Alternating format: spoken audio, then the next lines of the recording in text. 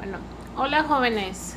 En el video anterior vimos este mismo ejercicio, pero lo resolvimos por ley de cosenos.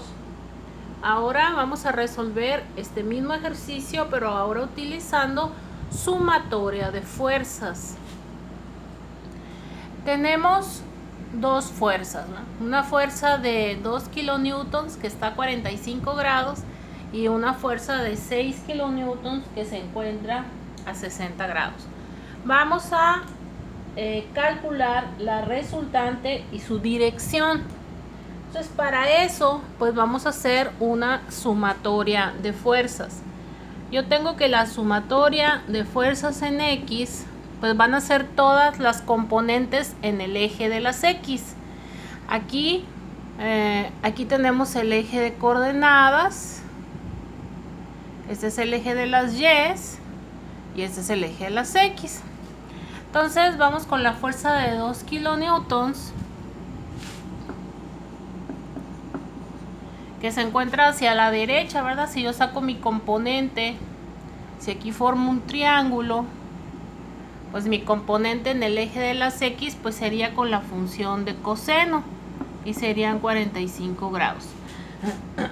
Aquí podemos tomarlo como regla que si yo tengo el ángulo que está adyacente al eje de las X, la sumatoria en X siempre va a ser con coseno y la sumatoria de fuerzas en Y ha de ser con seno.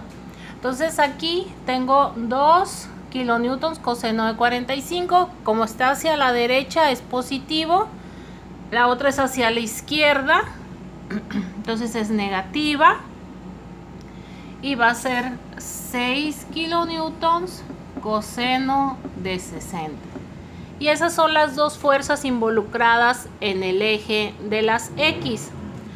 Ahora tengo la sumatoria de fuerzas en Y, que va a ser el mismo 2 kilonewtons seno de 45.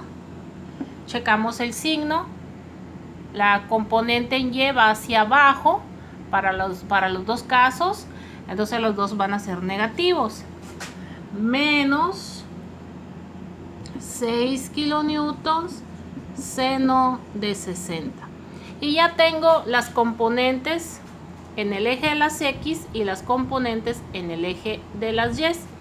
Entonces la sumatoria de fuerzas en X sería menos 1.5857 kilonewtons y la sumatoria de fuerzas en Y menos 6.6103 kilonewtons. Entonces ya tengo las dos componentes. Ahora para calcular mi resultante, pues voy a hacer la sumatoria de fuerzas en X al cuadrado más la sumatoria de fuerzas en Y al cuadrado. Y mi resultante sería 6.7978, lo cual coincide con mi resultado del video anterior. El resultado que yo obtuve utilizando ley de cosenos pues es el mismo resultado que obtuve utilizando sumatoria de restas. Y eso es lo que tienen que hacer ustedes en su tarea. Tienen que resolver los ejercicios por ambos métodos y obviamente pues los resultados deben de coincidir. Para yo calcular el ángulo voy a hacer tangente inversa de la sumatoria de fuerzas en Y entre la sumatoria de fuerzas en X. Entonces el ángulo me da 76.51. ¿Ok? Entonces vamos a ver qué está sucediendo.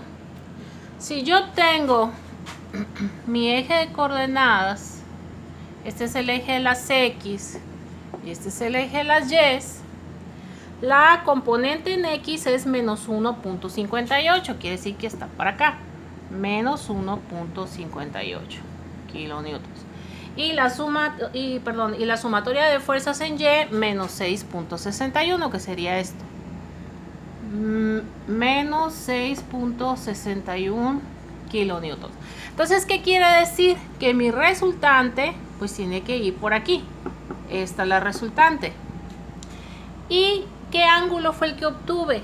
Tengo 76.51.